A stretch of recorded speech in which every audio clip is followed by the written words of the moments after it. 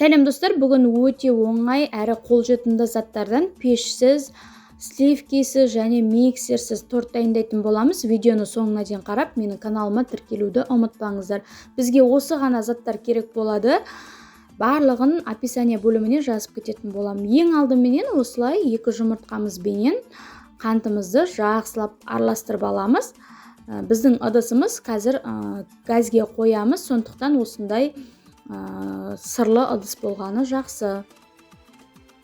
Осылай жақсылап араластырып аламыз.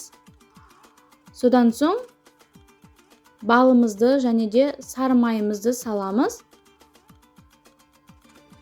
Және газымызге қойып ерігенше араластыратын боламыз. Бізде жақсылап еріген соң үстіне біздің содамызды салатын боламыз.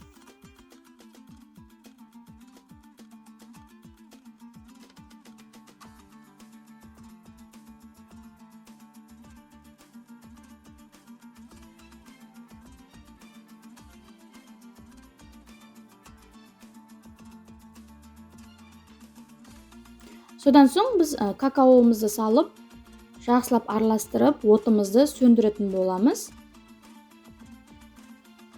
Неке дайын болды. Енді ұнымыздың үстіне саламыз. Ұнымызды міндетті түрде електен өткізіп аламыз. Сосын жақсылап қамыр илейміз.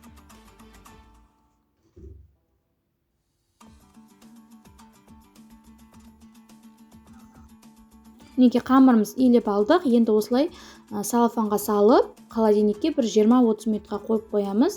Неке менде 20 минуттай тұрды. Содан соң қолымды майлап, осылай бөліктерге бөліп алдым. 8 бөлікке бөліп алдым.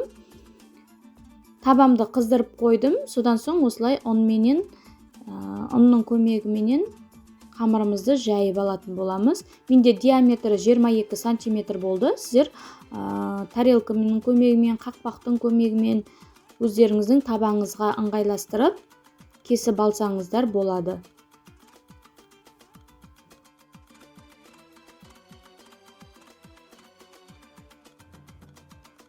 Неге табам қызды, енді осылай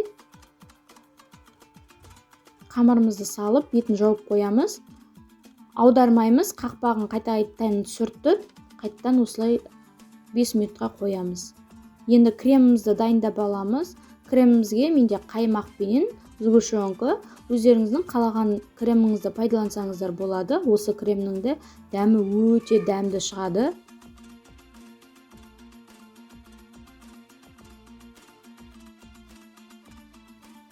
Неке жақсылап араластырып алдық. Енді тортымызды жинайтын боламыз.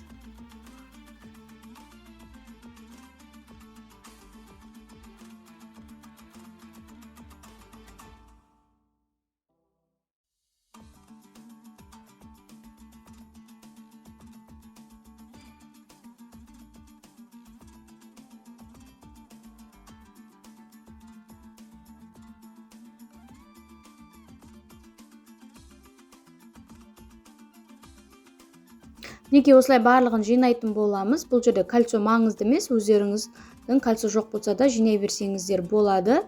Өздеріңіздің қалауларыңызша сәндесеңіздер болады. Өте дәмді, жұмсақ болып шығады. Мен осылай сәндедім. Және де біздің тортымызды тоңазытқышқа 2-3 сағатқа салып қойсаңыздар, кремі сіңіп, өте осылай жұмсақ болып шығады.